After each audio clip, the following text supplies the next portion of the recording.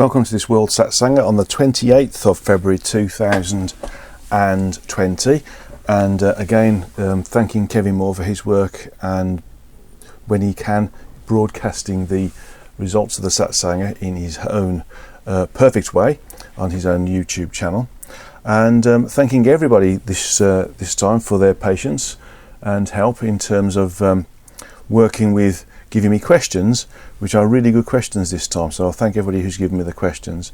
And also I'd like to point out that there are a number of workshops this year.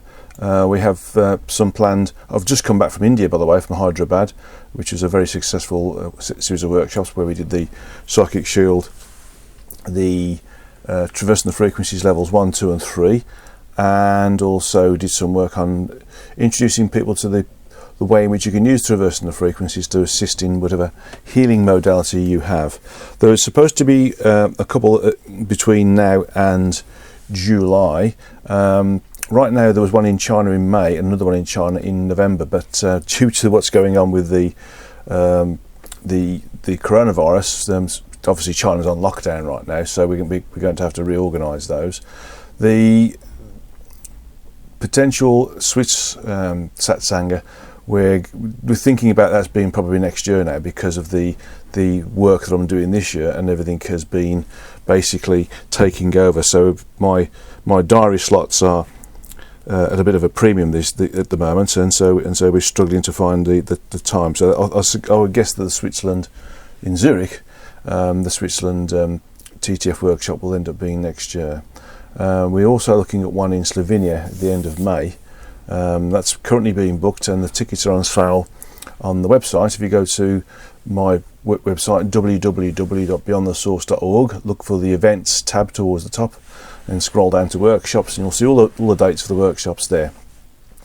The other workshop, which is most on the west side of the world, which is on the western coast of the United States, is in a place called Irvine, which will be in the School of Multidimensional Healing over the 16th to 20th of July. And again, if you look on the website and scroll down to that area, you'll find there's two ways of seeing the information. There's the address on the website, there's a Facebook event, and also if you go onto Eventbrite, you can see the location and the details surrounding the workshop, and you can also book tickets on there as well. And a wonderful lady called Faith is organising that for us. So if you can get there early, book early, you get the early bird value, which is a significant saving on the price that it goes up to if you book literally just 1 month before the workshop happening. So if you want to attend, do so as soon as you can, certainly before the 20th of June or even earlier, because you'll get the early bird price, and it's quite an advantageous price. Okay, so let's have a look at the questions for today, but first we'll look at the talk. So the agenda in real terms rather than the questions first. So first of all, I've got a small talk by how to appreciate one's circumstances.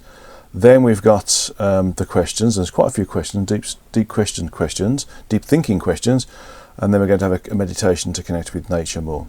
Okay, so let's have a look at the comments about how to appreciate one's circumstance. Well, we always think in terms of good or bad, and that can be classified in terms of, we like to experience what we're experiencing, or we don't like to experience what we're experiencing. But if we think about it in terms of not good or bad, but in terms of various different levels of just simply experience and the learning we can get from those experiences, we start to see it in a different way of looking at it. So let's think. If you think of it in terms of the possible learning or growth that one can have, then we start to see our experience and our circumstances in a different light. So, for instance, if we're experiencing difficulty in getting somewhere, then what we're getting in terms of our growth pattern there is how to work things out, how to change the way we're travelling to where we're going to, how we're communicating with those individuals who we're supposed to meet, and advising them that we might be late or we might be coming on a different method of transport or mode of transport. So it's worthwhile considering that in real terms we are gaining growth from the circumstance that we're in. And that can be any circumstance from, as I experienced going to Hyderabad, planes cancelled, planes late, difficulty in connecting flights, and then organising with the people at the airports, different airlines, and also keeping in contact with the people who back home, whilst also keeping in contact with those people who I'm supposed to be meeting. And so you start to see that you can work things out logically and calmly. So the whole point of appreciating one's circumstance is realising that it's a growth opportunity, but also an opportunity to do things in a calm way. If we do things in a panicked way, or a way which is not allowing us to think straight, then we inevitably don't respond correctly to the circumstance, and it tends to fall apart around us. But if we can sort of say, okay, what's happening, how do I deal with it, and deal with it in a calm and collected way, then we start to realise that we can sort out the problems, we can move forwards, and we can correct the issues as well. So that allows us to really learn from it and realise that we can work in a logical sequence of events. Now, one way of doing that might be to, well, simply write things down. If we need to sort of stop and think about it, that's fine. We need to write things down, that's fine. But I sometimes think that writing things down in the sequence that I need to go into, and the logical sequence that is the best way to go forwards. And then we can start to work on that, not try and do everything at once, but just try to work on that in a way which is going to allow us to be successful in the outcome of moving away from the circumstance that we're in. So other circumstances can be family conditions, where family members are in trouble or have problems and need help, whether they deserve the help or not. It's sometimes we need to think about what we're gaining from the help. For instance, if you have somebody who needs to have things like power of attorney sorted out, or the court of protection, if they're not able to, if they've got dementia or something and they haven't sorted out some legal documentation that allows you to look after them financially, and from their health welfare way of seeing things, then we need to recognise that understanding and working with solicitors, maybe getting the paperwork signed, going through all the different motions, are actually giving us experience. So although we find ourselves in a tricky situation or a very difficult circumstance, what we're getting is the opportunity to experience and learn another group of abilities that allow us to deal with incarnate existence in a different way. So rather than think of it in terms of a lot of work to do, we can think of it in terms of, okay, this is an experience, and it gives me experience, and it gives me learning and subsequent evolution. So we need to think of everything we experience as being a possibility of learning and evolving as a result of that. So every circumstance that comes along to us, whether it's an individual circumstance with a certain person, or it's an environmental circumstance that we find ourselves in, or the interaction of an individual within an environment, we need to realise that actually the interaction gives us the possibility of the ability to learn and to grow as a result of that, and of course evolve. So everything that we're doing, no matter how small it is, whether it's walking down the road to the newsagent to get our paper, everything that we're doing is a circumstance that we're working with that's allowing us to experience, learn and evolve. And that's the most important thing to consider, that the circumstances are there as a result of the work that our guide and helpers are doing in the background. And so if we're experiencing something which is stretching us in some way, or giving us the ability to work in a different way in some way, then we know that we've been given the opportunity to use this circumstance and the individuals within the circumstance in a way which is going to allow us to grow and expand and broaden our overall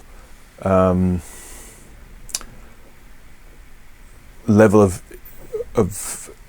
overall evolutionary perspective whilst we're in this particular incarnation.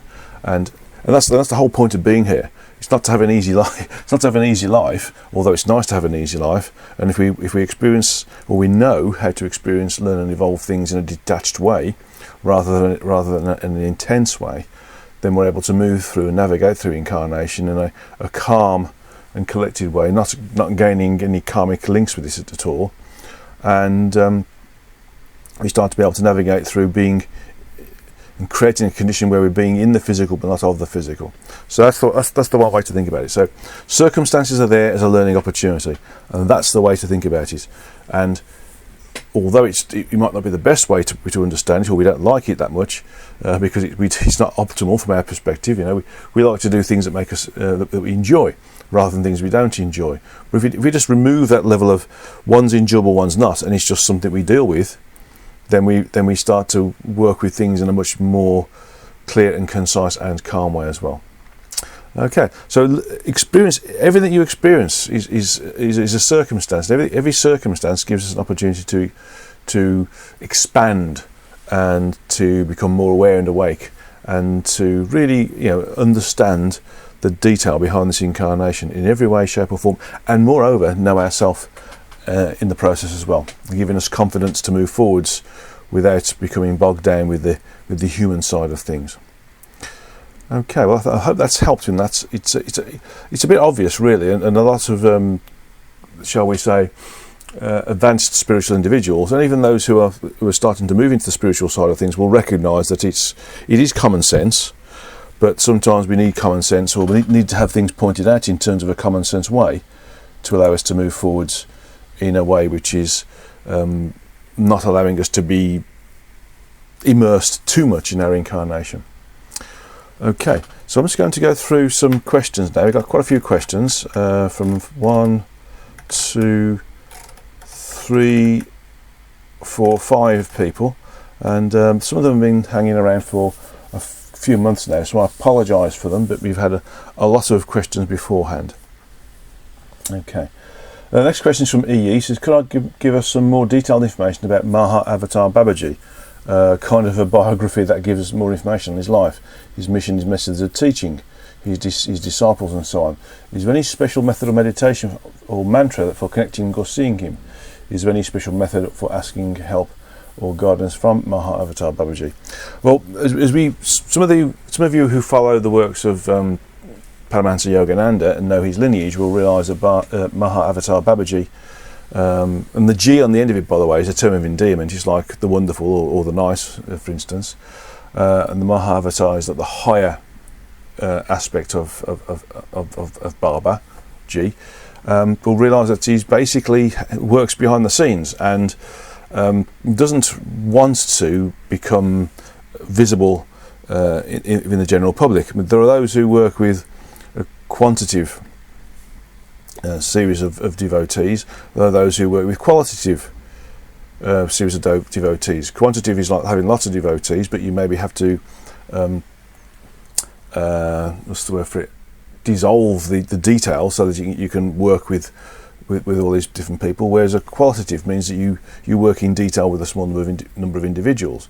And then there's the behind the scenes individuals, which is what Babaji is.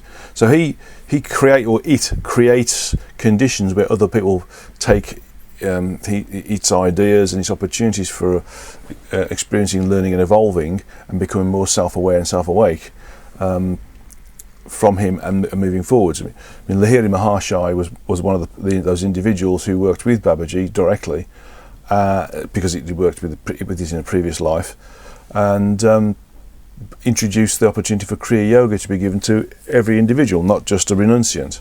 So the work that Babaji did is really sort of, this is the idea, this is what you can do, introduce this for me, so to speak. So it's a case of, we don't really know much about Babaji because he doesn't want us to know much about Babaji, to be fair. What I might do is add it into one of the books I'm going to be doing in the future, because I'm going to look at the different religions on one of the books and understand the connectivity between all these different religions, where they all started from, how they all link together, and how the information I've been picking up also links in with this as well. So I may well put it into that, but that means it's going to be some time away, a few years yet, rather than instantaneous. But in terms of communicating with Babaji, I would say that the only way of connecting with Babaji is to be self-aware and self-realised. Because it only, I keep saying it because it's not it's not. It's, even though it's got a physical form, it manifests a physical form just to interact with us. It's not no longer incarnate, although it can create what appears to be an incarnate human form. It only wants to work with those who are particularly pure of mind, body, and spirit. And so, if you wanted to meditate on it, you can just visualize the image that's available on the SRF website, for instance, or any other images of Babaji, or paying attention to the fact that I think there's only one photograph available, and that's in a book called Paramahansa Yogananda As I Knew Him, written by Roy Eugene Davis, who was one of the last of the group of individuals who was a direct devotee of Yogananda back in the late 50s. So, or even the early 50s, thinking about it. Because it would have been like the early 50s. Yeah, certainly. Mr. Davis was available and worked with Paramahansa Yogananda in the last 2 or 3 years of his incarnation. So, visualize the picture, the image, which is more than likely to be a painting, and just concentrate on it, just focus on it.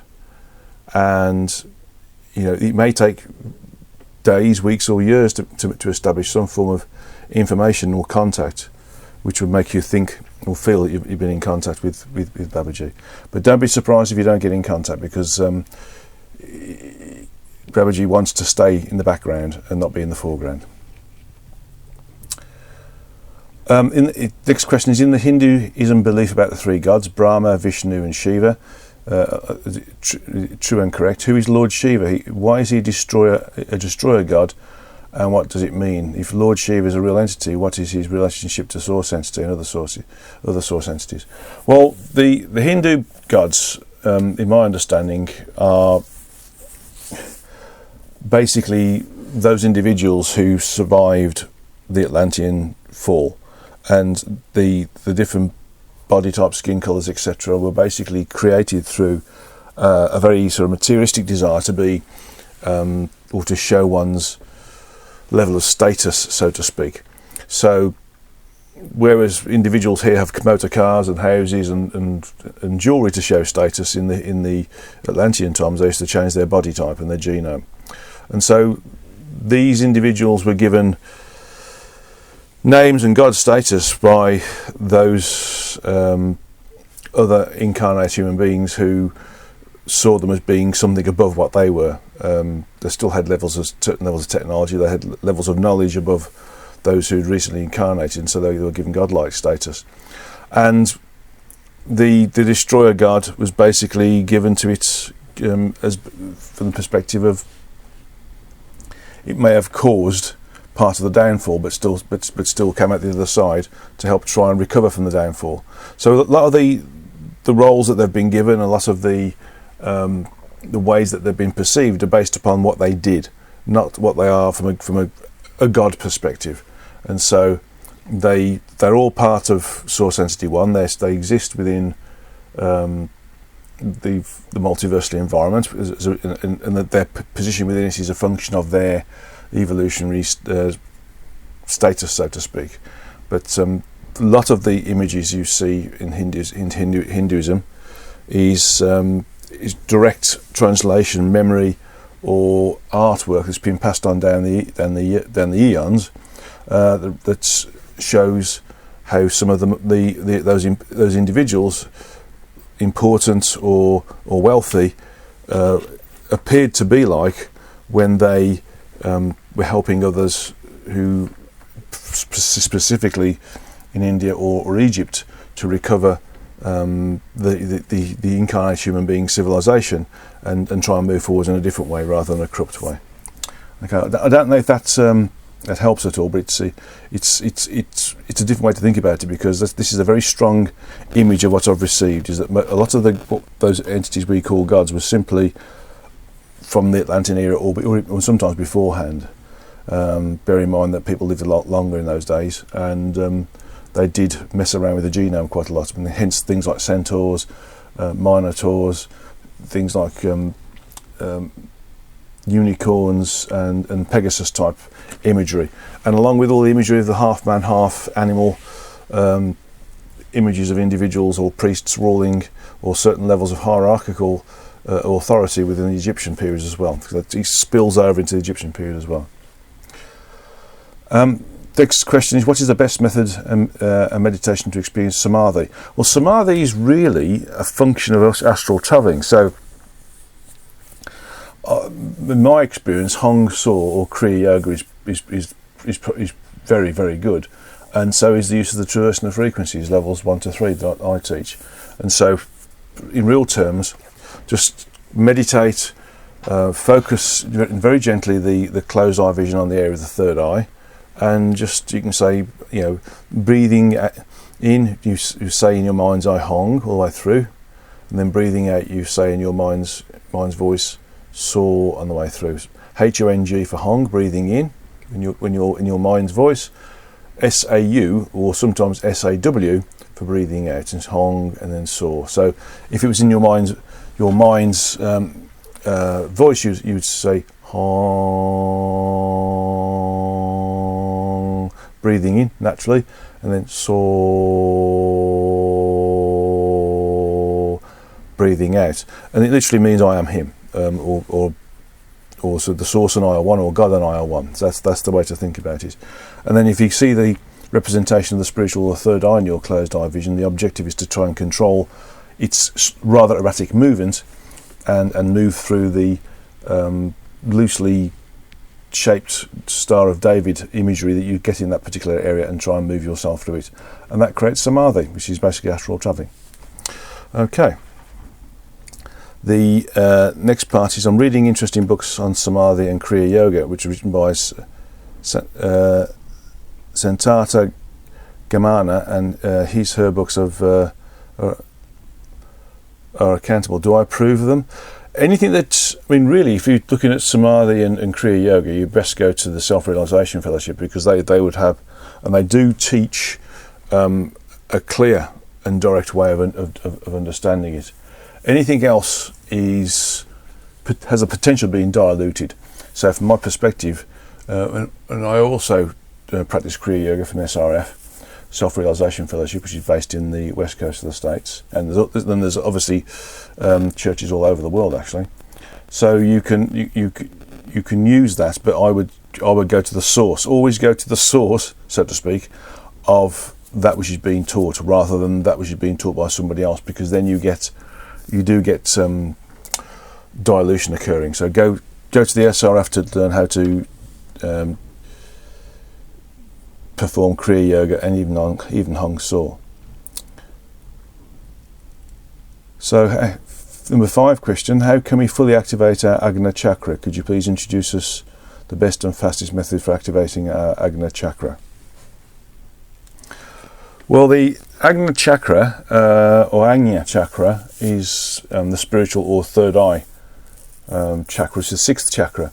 So activating that chakra doesn't actually do anything as such. Because the spiritual or third eye is separate to the 6th chakra, the spiritual or third eye chakra. They occupy the same space, but they're in different frequential levels.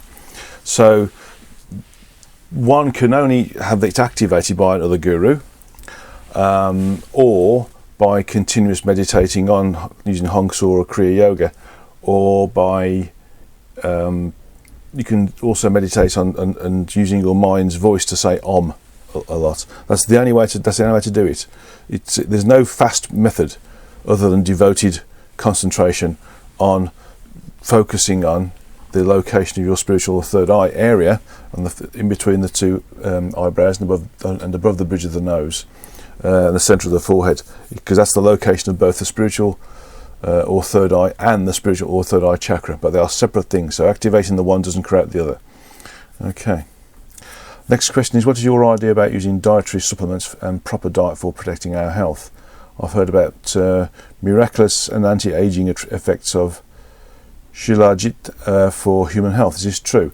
There are many so-called superfoods which have lots of proteins, carbohydrates, and lots of different vitamins that the human form needs. And in some of these foods, there also, of course, is the energetic aspect of them that allows the energies of the foods, the vegetables or the plants or the fruits, to also work with the energy templates associated with the human form, the 7 energy templates.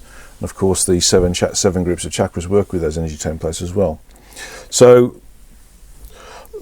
I mean, anti-aging effects. If you're looking to have a young body, then the thing to do is to be very, very careful what you eat. So you don't have alcohol, you don't smoke, and you exercise regularly and properly, and you make sure that your body is imbibing imbibing or eating the right vitamins and to make sure it's functionally correct. So there are many different supplements or foods that create this potential condition, but my advice is go for the real food. Don't use dietary supplements unless your body has trouble with converting the food, like vegetables or fruits, into the correct vitamins that the body can use. If you need to use supplements, then that's fine. But if you don't, then don't use the correct foods that the body's supposed to use, not synthesized stuff. Okay. Last question is, do you recommend any books for reading? Obviously your books are the best ones. Thank you very much. I try to do what I can do with helping people to understand the greater reality, and my understanding is just a small area. There's going to be lots of people after me who are going to take it deeper, and there are also individuals now before me and with me who have a different way of understanding the same sort of thing, so thank you for that. But there's lots of other people doing this as well. Your books and writings of Satsanga have changed my life. For me, your books are magical gateway for ascending the consciousness, so I'm appreciating you forever. Thank you. I've got a lot more to do yet, so thank you for your encouragement. Thanks to God for having you on earth, plus your works. Which books would you recommend for us for reading? I would recommend some of the books from Yogananda. Bear in mind they're a bit dated now in terms of the terminology that's used and the reference to technology that's used. But I also recommend things like The Undefended Self by Susan and Donovan Satsanga to work out and to create a different way of thinking, behaving and acting. Also Fear No Evil, which is a progression from that. Another book called Surrender to God Within by Eva Pierakos, which is a series of lectures, basically, channeled lectures. So those 3 books are very, very good. The Barbara Brennan books are also good as well, if you're looking to understand from a scientific and technical perspective how to do healing. And I also quite like the old Lobsang Rampa books, because they were very informative, although again quite what's the word for it? Quite old now in terms of the way they're being broadcast to us. But some of the books are quite good. I mean, one of them is called You Forever is also very good, because that also, although it's supposed to have been a correspondence course to help people do things like telepathy, astral travel, psychometry, and dowsing, it ended up being a book, and it's actually the book I started to read first in terms of my own personal progression. So I'd say it's very, very good. Also, look at reading the Bible. Look at looking between the words of the Bible. The Gita is very good. It shows how to overcome yourself, your own fears and your own ego. And also see if you can look at the Kabbalah and other books that are religious. Just read them, but understand the words, what's being explained from a deeper perspective. So use your own intuition to look at these different religious books and just try to see what's being said in the background, what the meaning behind it is, rather than the human side of it. Okay, well, thank you for those questions. It's very good, and I hope I've explained them. Maybe the comments about the Atlantean side of things, for things like Brahma, Vishnu and Shiva, maybe not explained in as much detail as you'd have liked, but certainly there's going to be more detail in one of the books later. Okay, so I'll keep looking at the publisher's website to see when the books come out. Next question is from AB, and AB says, I'm diagnosed with bipolar syndrome. I've gone through 3 manic episodes. These were all met with feelings of self-grandeur and delusions, marked by psychosis, and at times I thought I was developing siddhis, or psychic-like abilities.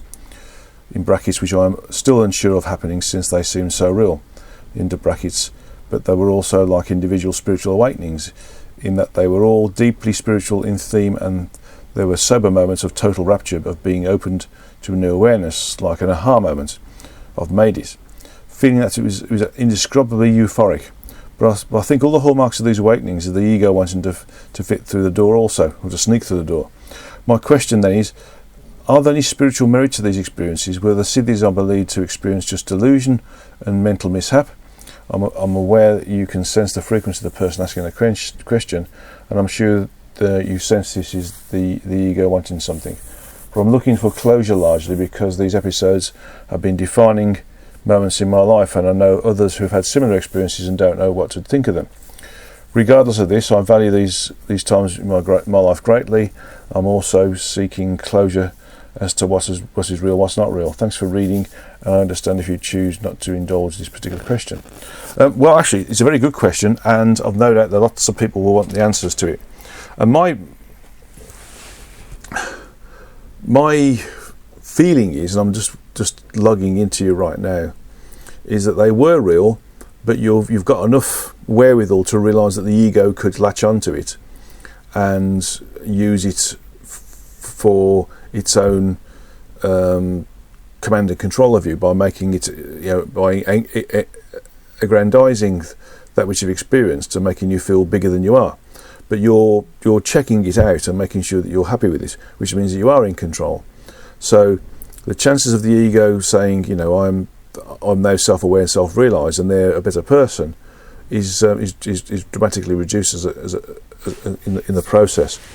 So I would suggest that bipolarism sometimes allows us to move into higher levels of consciousness, but it's not robust, it's quite erratic, and as a result of that is a bit difficult to work with, because if we don't know when we're going to move into these highs or lows, these very high frequency conditions versus very low frequency conditions, the high frequency conditions give us the objective to be very highly connected and in a state of sort of rapture when we put in these high frequency locations, because it is a bliss state, and then we come down the other side where we put into a low frequency, and we basically suffering cold turkey from it.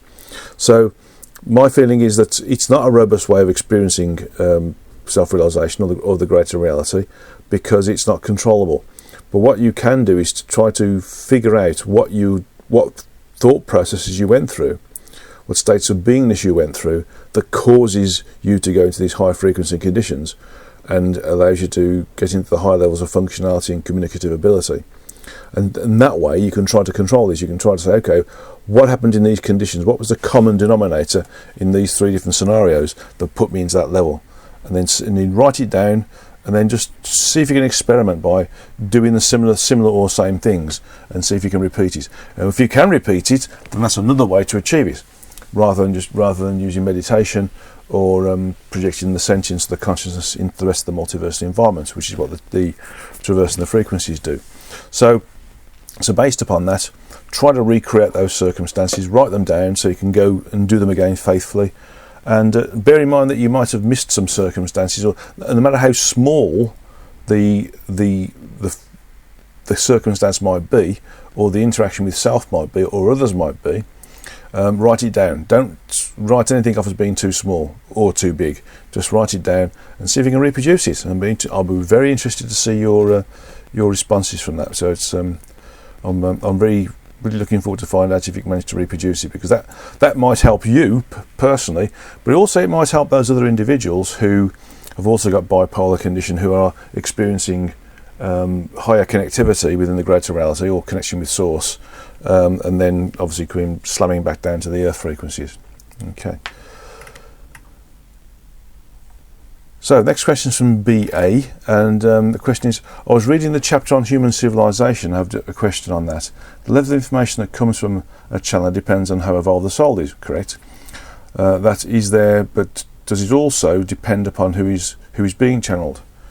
So in the history of God we talk about the Western civilization, but there is no mention of Eastern civilization from our source. Did the Eastern civilization not exist at all when Atlantis and other civilizations were developing, or was it because the majority of the readers from the Western Hemisphere? Pardon my ignorance, but I'd love to find out more. Well, basically, Atlantis was a world civilization, not just a location on an island somewhere or a continent. And so there wasn't the East and West in those days. Obviously, geographically there was, but in terms of, there is the Indian civilization and there's the white Caucasian civilization. It wasn't like that. It was a true world civilization, and so we start to see why there's lots of common themes throughout the world that have come from antiquity. So, in essence, it's only recently we've had things like the Indian side of things, Japanese side of things, the Chinese side of things, the Western European side of things, and the American Indian side of things. In the last sort of 50,000 to 75,000 years. So there was no relevance to East and West in those terms in those days, which is why it was just Atlantis. It was a worldwide civilization, we're a worldwide civilization, but we still work in little pockets of civilization still we call countries, and we still have rules and regulations that are specific to those countries. So this is the thing, you see. It wasn't we weren't demarked in those ways in those days as we are now. So that's why there's no mention of an East or a West. It is simply Atlantis being the world, being the Earth's civilization of note, using the human form. And of course, in those days we had very common human forms. We didn't have as much diversification as we got now, but we have had other body types, human being body types, adopted for use on the Earth because of the different abilities to cope with different frequential levels. As we drop down the frequencies, we needed to have human bodies that could cope with lower frequencies, and hence the diversity in the variance of human body.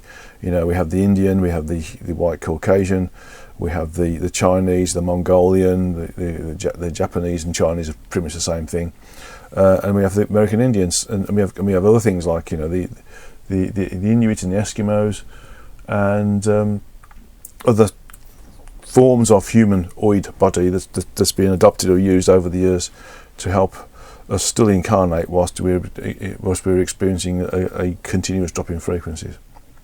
Okay, so that's the reason. There was no East and West, it was simply Atlantis all over the world. Okay. Next part of this is I was also reading a book by this lady from Nepal, where I'm originally from but now live in the US. So her channeling information was so much religious and cultural, directly relatable to what people of Nepal would understand. So this got me thinking of if the knowledge sometimes is specific to the place where it's given. It can be sometimes, but we have to move beyond that and look at it in a more global sense. Because in real terms, if we start to think of it in terms of its relevance to the individual, then it becomes very narrow and very limited in its depth. So anybody who's channeling, and doing the work, we need to sort of move ourselves out of our location and think of it in terms of what's happened across the world, or in fact across the universe as well, rather than on our particular continent. So it's possible. It's possible also that it's there to help certain small groups of individuals rather than large groups of individuals. And if that's the objective of the author, then that's fine. But they need to state that this is here to help individuals have a Nepalese, for instance, or an Asian heritage to understand more about where their spirituality comes from and how it was derived, and state that rather than saying it's global, because that can get confusing. And the last question here is one more question. So in Hinduism, Lord Shiva is called the Absolute, who has no beginning and no end. Were the ancient rishis trying to tell us that Shiva is the name given to the origin? There is no name for the origin. The origin is just something that I was given to work with. Same with the source entities. We can't. There's no name for God or that which created us, other than our Creator and our Creator's creators. As I explained in the previous question by EE, some of these Hindu gods are basically, shall we say, historic references to those individuals who survived the Atlantean collapsed basically, and were recognised as having certain roles within the collapse, and Shiva being one of them, classified as the destroyer, may have had a significant role in the demise of the Atlantean civilization, but then decided that it needed to sort of create some recompense and work on helping the next civilization, which was basically during the Egyptian period, to become more than it was. And it's sort of helped to a certain extent, but right now we're in a slightly confused state right now, because we're still trying to work with religion, but we're still trying to work with the spiritual side, and we're still trying to work with the scientific side of spiritualism as well, which is causing a bit of a confusion with all people. We need to move away from religion and just go down to what the hard facts are within the stories, within the Vedas, for instance, within and the stories of the Bible, and those that have come from Islam, and those that have come from the Jewish text as well. We need to get away from the religion side and look at the absolute detail, what they were trying to teach in the first instance, and then we'll move away from these isolated conditions of understanding and the histories that are basically written down by individuals who didn't really understand and had limited levels of education and limited levels of expansivity as well. Okay, next question is from DC, and there's 3 questions here. The first one is, it says, what is the best way to strengthen our relationships with our guides and assistant guides, well, this helpers, and then with our true energetic selves, and all the souls associated with our true energetic selves, and then our relationship with Source, and of course the origin. Basically meditate and listen to what they're saying to us by using our intuition. So if we get a feeling about not doing something or moving in a certain way, in a circumstance or an environment that we find ourselves in with individuals, then we need to pay attention to that rather than using logic. Logic is the ego, but the intuition is using our higher functions. And so if we can listen to them by using the result of our intuitive response rather than our logical response, that's the best way to help cement the relationship with them. Next question is, it's been extremely helpful to me to know the name of my guide, Columbus, which is better known as the General. I'm sure that's a homage to General Winfield Scott. It is nice to know a name, but don't forget that when we're in the energetic, we don't have a name per se. We have a signature that's based upon our total experience and evolutionary level. So we work with that. That's how we know when we've worked with someone before. We have like this, I feel comfortable with this person. You feel like you've worked with them before. You feel like you've got some deja vu with them because you have worked with them before. You don't get that through having a name. You get that through being in their space. And that's the energetic signature. Next part is, it's not necessary to compare ourselves with others, yet occasionally it happens. There are some who appear to be far superior, advanced, see things, know things, yet it sometimes makes us feel inadequate. Yet we are not inadequate. As it happens, when we're not inadequate, how do we see that we're all of the one and no better or worse than anybody else? Basically, we see that you have to think of it in terms of roles and the way that people have decided to be of service to others, and that is that sometimes some of us come down with more connectivity than we do in previous incarnations. So for instance, I might have come down in the previous incarnation totally ignorant of the greater reality and just be living in a completely immersed incarnation, for instance being a farm worker in the sort of 17th century, for example. Yet in this particular one I've got a bit more connectivity, but again most of the time it's to do with the evolutionary level of not just of the incarnate aspect but the true energetic self. So the thing to do is just not worry about it and just get on with what we're doing. It seems a bit blunt, but we can't compare ourselves to others because we've chosen the situation that we're going to incarnate into and the individuals that we may interact with in this particular incarnation. And so that's our way of experiencing, learning and evolving. That's our way of ensuring that there's a diversity of experience and a diversity of learning and a diversity of evolution that allows the source and therefore the origin to experience everything in every way it can do, in every diverse way it can do, and in every detailed way it can do, and not have any holes or gaps. So think about it this way. We're doing it our way because we're filling the gaps in. And it doesn't matter whether you consider yourself to be more highly evolved or less highly evolved than somebody else. It doesn't matter. What you're doing is of extreme importance. It's not only to the evolution of yourself and your true energetic self, but also to source as well. So think of it in those terms. It's really important. Next question is, how do we stand up for ourselves, especially when we get the sense that if we do, we may hurt another's feelings. Yet we need to speak a truth that we may feel what is the best way to handle a situation, or if standing up for yourselves or not hurting another person. What is the best way to learn and detach at the same time? Well, basically, the best way to learn is to experience the ability to be detached, not get emotional. Once we start to get emotionally attached to a certain interaction with individuals and a certain desired outcome, then we start to lose the opportunity of having a neutral outcome that is going to benefit both. So, for instance, if you see something incorrect happening, and for instance, somebody's thrown some paper on the floor when they could have put it in the trash bin, then you say, excuse me, you've dropped this. I'm sure you would like to have put it in the bin. And if they laugh and joke at you, and you say, okay, then your learning is that I've told you now, and you put it in for them. You don't try to persuade them otherwise, because you probably won't. But the thing is that you've offered them the chance to make a change of thought process, a change of action. And if they don't, you just show by example.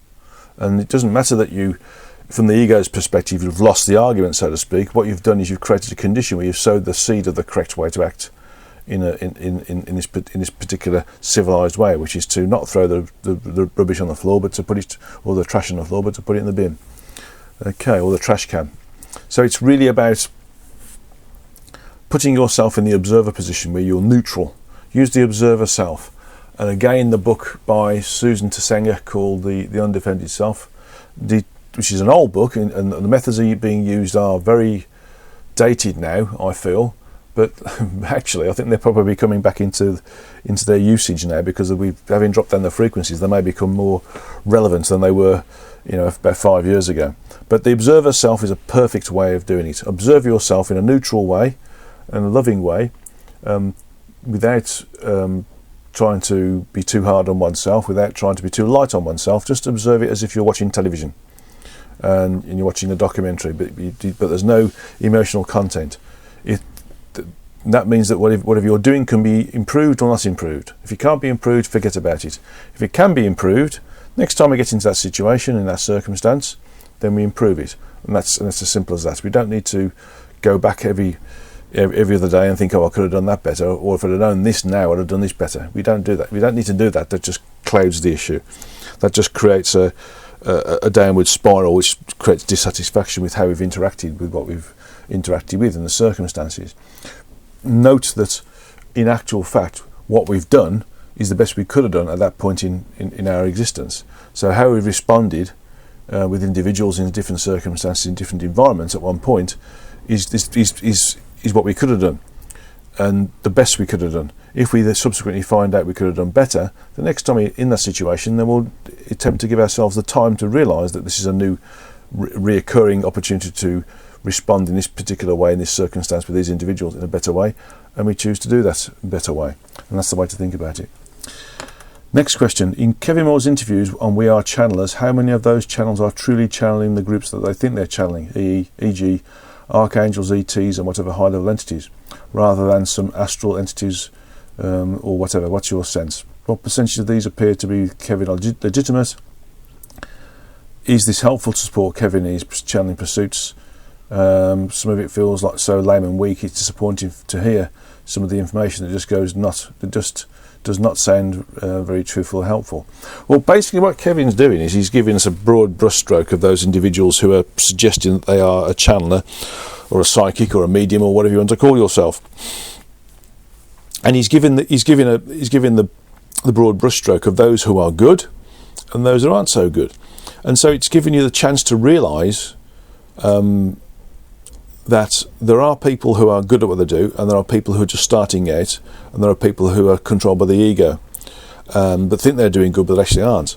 So what we need to do is to use it as a learning opportunity rather than saying it's a good program or a bad program.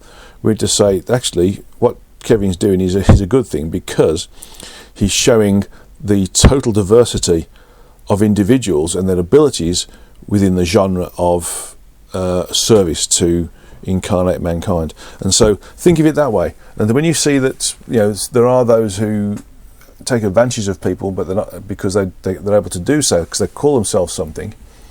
Then you know how to avoid them.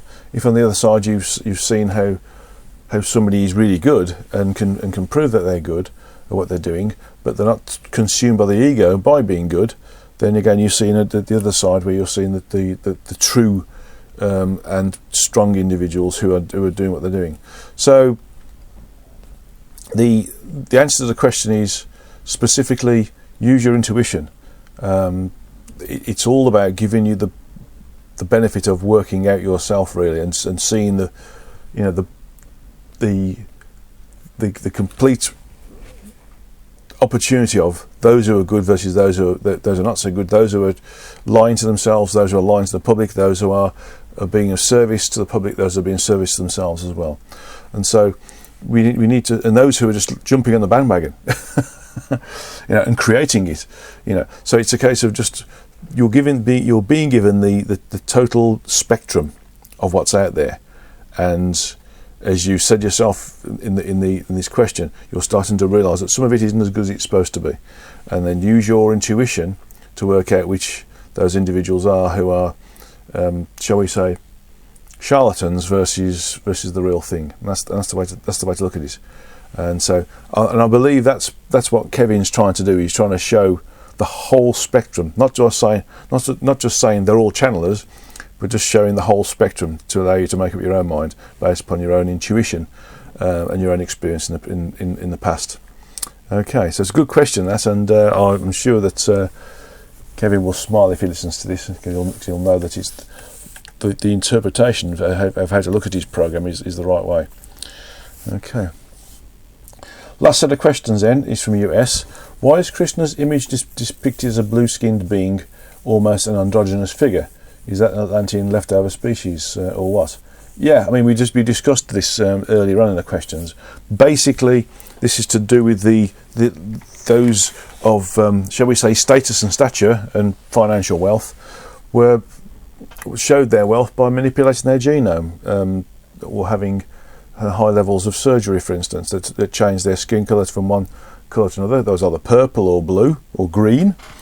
Okay, and don't forget that some of the purple colours are actually throwbacks from the Sumerian era as well, because the human genome then had a purplish skin rather than the white skin or the brown skin we sort of see, and the variations in between that we see now.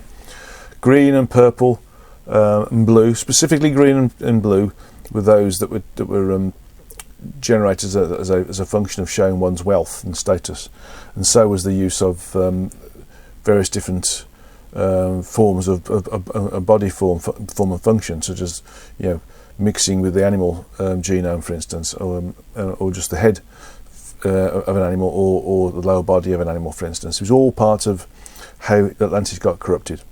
Okay. The white children, please give us an update. Where are the ones that are here now? Why aren't they coming here already when we need them? Are they waiting for higher frequencies? Actually, I've not considered the white children for a long time, and what I'm sort of picking up here is that in essence, they're still growing. There's going to be 12 of them still. 3 of them are going to be qualitative. 4 of them are going to be qualitative. 4 of them are going to be quantitative, and 4 of them are going to be a bit like Babaji in the back room, so to speak, and orchestrating from a position of, shall we say, solitude or being out of the public image or limelight. So what I'm being told here is that they're still going to be equispaced around the world, and in 12 equispaced areas around the world. But I've not seen. I'm being told there's a possibility of one being born in the next 2 to 5 years. That's a bit open, isn't it? But the others, I'm being told the plan is now that they come in stages, not all at the same time, because we're being given the chance to self-recover. The white children are really there to help us out later, to start to create a focus when we understand that we need a focus, rather than trying to turn the big ship around when it's going full steam ahead, and there's no desire to turn the big ship around. So when we start to realise who and what we are, and we collectively start to change our tune or our way of being, then we'll start to see these children come into prominence. In actual fact, Greta Thunberg, I've just been told, this young lady from Northern Europe,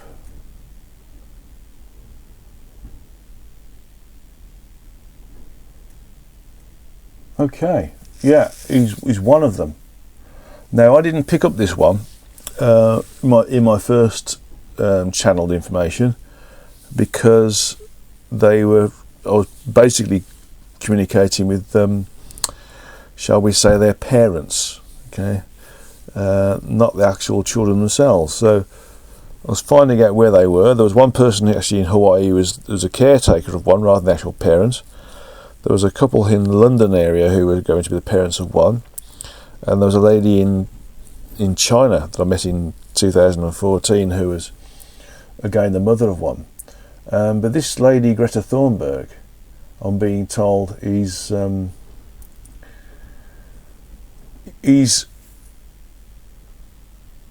just seen this, she's like a prerequisite function. She's showing that you don't need to be adult to be considered to be an authority or an authoritative figure. And so I'm being shown this is a precursor, because when they start to become more visible to us, they won't be, totally adult. They'll be teenagers or slightly or just very, very young, or even in their early 20s, some of them. So we're not going to see people who are like old coming along and showing us how to live, experience, learn and behave. They're going to basically be people who are classified as being just average individual people, and this Greta Thunberg is one of those. But she's like a scout. She's not actually a white child, I'm just being told. She's like a precursor to show that we can't rely on longevity as being a prerequisite for individuals who are able to understand what's going wrong with society. So she's one of those individuals who's going to change our way of thinking and behaving and acting, and will help us to recognise the others when they come along. So I'm pleased we asked that question, actually. I didn't expect that to come out about this young lady. And also one thing you do want to notice is that she's a walk-in. The soul that's animated the body to a certain point was there just to get the body to a certain point. That soul's moved out, and the soul that was come in now is the one that's going to do the job. So if you look at anything to do with her, she's a completely different person now than what she was a couple of years ago. And that's another big sign that the soul within that body is a walk-in. Okay. So Greta Thunberg is a precursor, somebody who's going to make us sit up and take notice for other individuals of similar ages or just slightly older, and their abilities to be knowledgeable and authoritative beyond their years. That's one way to think of it. Last question. How many types of Anu particles are there? In the curators you wrote there is more than one type of Anu, and the Anu are always paired together as opposites. You were already aware of the left and right hand Anu. They are also up and down, forwards and backwards, within and without, and a standalone Anu. There are also standalone forwards and backwards Anu to the up and down, left and right, and forwards and backwards Anu. This is a bit confusing to follow without an image. Yeah, I can understand that. How many types of Anu are there in total then? We used to think there are just two forms, negative and positive, yin and yang, with energy going in at the top and out at the bottom. Are they arranged head to head, butt to butt, side to side, diagonally, or every which way? Can you give us some kind of image that would help us? Well, the image of the Inu right now, which is, I mean, the popular image was created by Besant and Ledbetter, who were Western yogis. They're the first individuals who were taught by Eastern mystics to be able to enter into samadhi or astral travel and see these things. Basically shows that they're intertwined with each other, but also within and without each other. And what I'm being shown here is that the actual image of what they've created is good enough, but that rather than thinking that they're left and right hand, but they're also up and down. So think of it in terms of a mirror. So left and right are a mirror of each other. Then up and down are a mirror of those left and rights, up and down. And then we've got forwards and backwards are mirrors of those as well. So think of the mirror image of that of the left and right to give the up and down, the forwards and backwards. And that's the way to think of it. I'm being told there's left and right, up and down, forwards and backwards, and within and without. I'm being told there's around 8. There's around 8. So let me just meditate on this.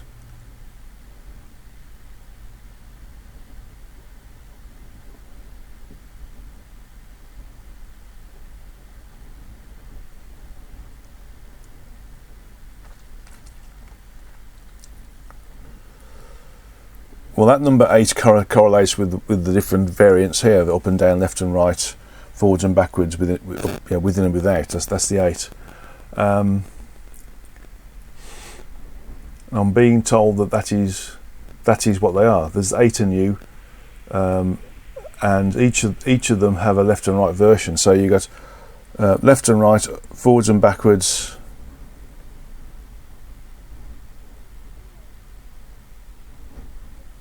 and within and without. So those are the eight variants. Left is one, right is another, forwards is one, backwards is another.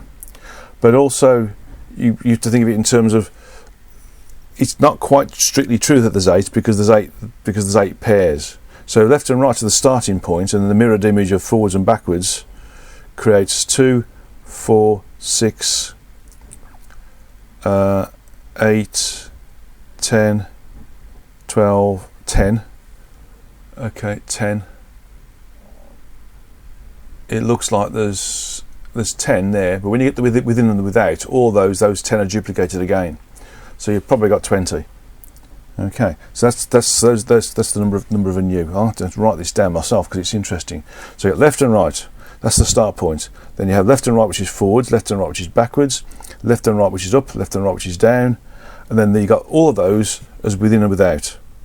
Okay, so it becomes a doubling of that number. Okay, within and without. Okay, 10. It looks like 30, doesn't it? If I do my calculations right. So 10 duplicated into the withins, which is 20, and 10 duplicated into the withouts, which is 30. So it could be 30 in total. 30 different individualised types. As I say in a certain car advert, you do the maths. Okay. So, but think of them in terms of the same image, but they're just duplicated forwards and backwards, like a mirror. Mirror going forwards, mirror going backwards, mirror going up, mirror going down, mirror going left, mirror going right, which is what they start with, and then within and without for all those different variants. Okay, that's the end of the questions, and I'm just going to go into the meditation now, which is to help us become more connected with nature again. I've done this before, but I'm going to do it again because I think we need to. And I'm just being told that the soul or the incarnate aspect that is in the Greta Thunberg body is very pleased that we're doing this. Okay, so very pleased that we're doing it. And while we're doing it, we should also think about those individuals who are working on helping those people who are within the various different countries that are being exposed to this coronavirus as well, which is a way in which the Earth is trying to control us a little bit and make us realise that we should be thinking about working with each other rather than working in a selfish and materialistic way. So it's teaching us how to work together again. if you think about it, we work together really well when we're at war with each other. You know, each side, each individuals on each side work together to, you know, help each other to feed ourselves, repair things that have gone wrong, etc. But with the virus, there's no sort of, you know, there's no sides. There's just everybody trying to fight the virus. So we're working together to help each other. And again, people in China are sort of stuck in their homes, and there's people being of service to other people because they can't get out to the shops, for instance, or they can't get things that have gone wrong in the house fixed. For instance, if there's a leaky tap, or there's a electric plug needs a new fuse in there, for instance. So people are starting to work together again.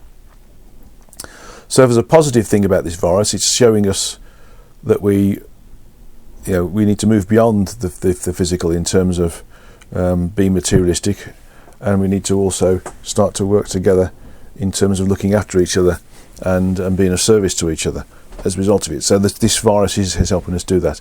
And in real terms, the Chinese, by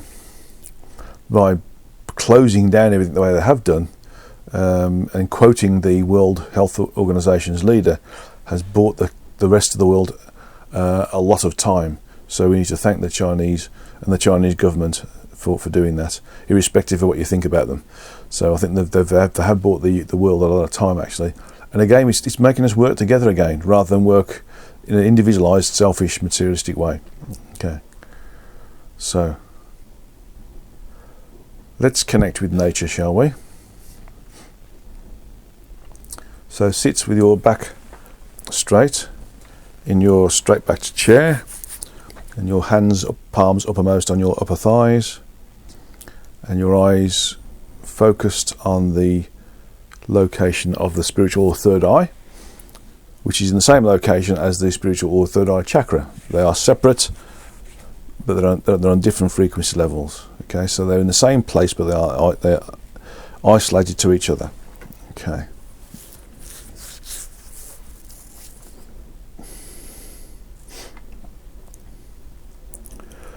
So visualize yourself being in an area that is open, like by the sea or in a forest or in a field, okay, or a desert, anywhere that is out the way of the cities of incarnate mankind.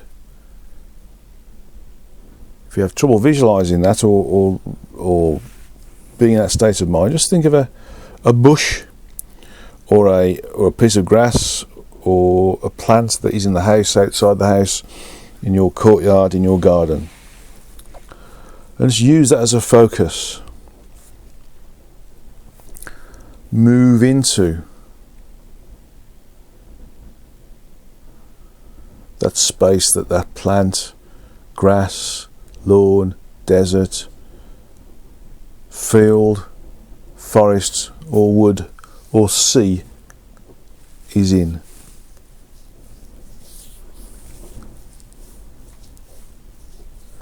See yourself as being on it,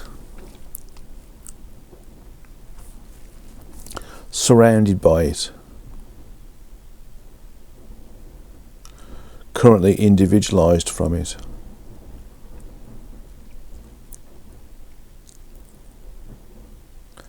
Now see yourself as being dissolved, and as you sink into the sea, you become one with the trees in the forest or the wood. You become one with the earth. You mold and join up with the plants in your house or the bushes that you've looked at in your garden. In doing so, you remove your individuality and you become one with that aspect of nature on this planet that you have chosen. You are no longer the individual feeling a leaf on a bush or seeing that which is around you. You are basically part of it. Think of yourself as the drop of water merging with the sea. Initially being individualized, then being exposed to everything that is the sea, then being the sea. you're the trees, you're part of a vast network, a neural network of trees that connect on the earth, and those that are also connected together in the rest of the physical universe on this frequency. Those other trees of this type or genre or genome that are elsewhere in the physical universe, either in our galaxy or other galaxies. You are one with them because you are them. You are the tree. You are the forest of the trees. You are the sea, not a droplet, not an expanded consciousness that's still individualized as a result of the droplet connecting with the sea, but you are the sea. You are the desert. You are the field, the grass, the earth, the microbes, the insects that are part of it. You are the bush, or the plant in your house or your home or your garden, and therefore you are connected to everything else via the garden or the earth. Coffee guy? And so everything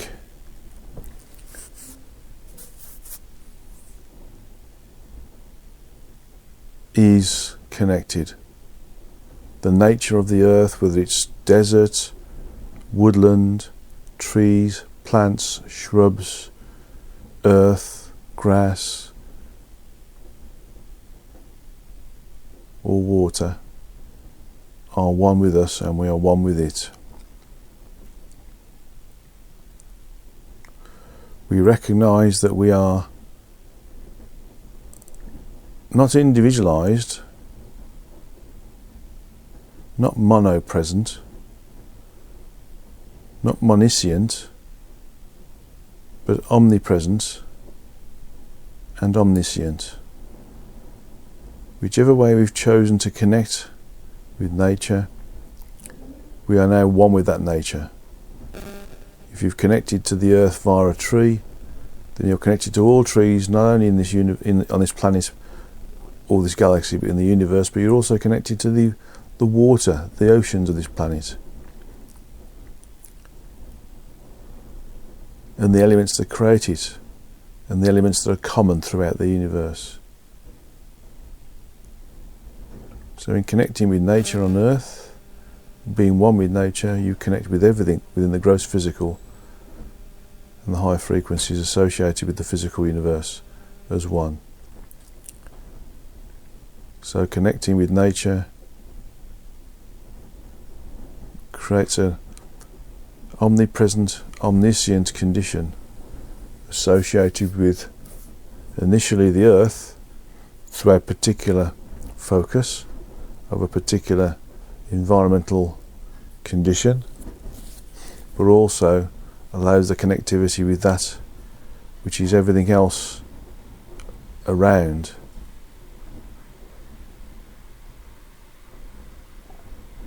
The total geography of the volume of the physical universe. You are nature. You are not one with nature. You are not connected to nature.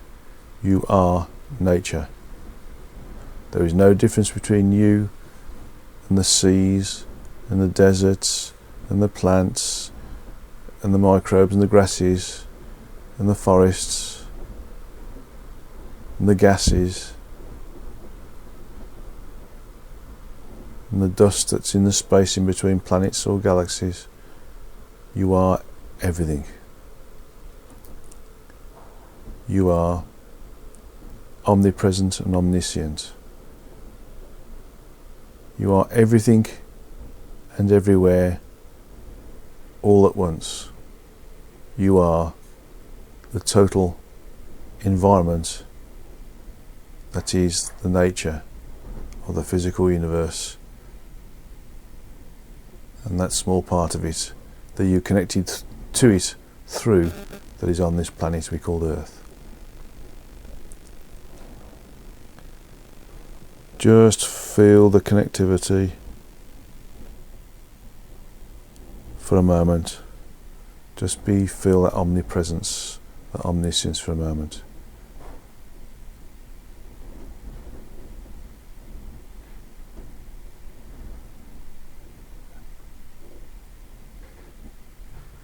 Everything is the same thing. There is no demarcation between kingdom, mineral kingdom, animal kingdom, plant kingdom, human kingdom, or any other incarnate vehicle kingdom. There's no differentiation in environment or element that creates the environments. There just is. Sentience in energy. Everything is connected. We are connected in everything. We are everything.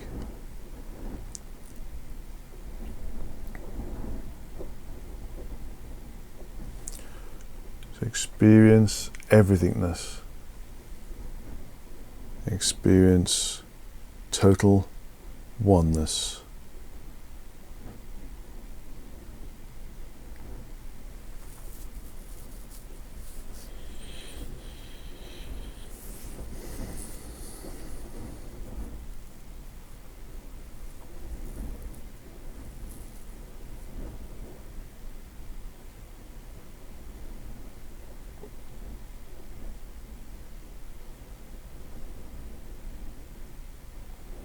And so you can start to detach yourself from this oneness, come back into this room by focusing yourself, your intention, your sentience to that thing which you connected to everythingness through, either the sea or a desert or a field or a tree or a bush or a plant or a piece of grass in your garden or a plant or a flower in your home, and come back into the room that you're in, knowing you can achieve this at any time you wish. Slowly open your eyes, and if you wish you can get a drink of water to help ground you. Okay, so that's the end of this February Satsanga on the 28th of February 2020. And just to remind you again of the different workshops that are available on the website beyondthesource.org. Look for the events tab on the top and then go down to the workshops and you see the different workshops that are there. There was the workshop just finished in India on the 12th to 16th of February. The Swiss one, which was supposed to be in March/April, looks like it's going to be next year now. We're just still discussing that with the wonderful lady who's the organiser. Again, similar thing, we've got a plan for the 29th to the 31st of May for Slovenia. There are tickets there to reserve your place on this workshop. Again, there's an early bird price as well, so the early bird price finishes about a month before the actual event. The two workshops, for China in May and November/December, right now are on hold because we're still having to work out how we're going to start those, or when we kick them off again, because of the basically China being on lockdown because of the coronavirus. And then we have the next one in the next workshop in the States, which goes from the 16th to the 20th of July and is in Irvine at the School of Multidimensional Healing. And look at their website, www.heartspaceoc.com. Okay, and you can look it up on the Facebook link on my website, or via Eventbrite as well. Again, the link's on the website as well. And then there's a contact email address there. Just click on the links there to the lady who's organising it, a lady called Faith, who's sorting it out for us. So those are all on the events tab and the workshops page. Okay, so looking forward to working with you again, and looking forward to seeing you or hearing you or sensing you in March, at the end of March. And namaste to you all, and God's love to you all, and have a wonderful day and a wonderful time. And don't forget, you can play this back and share it with anybody you wish. Okay, namaste and goodbye.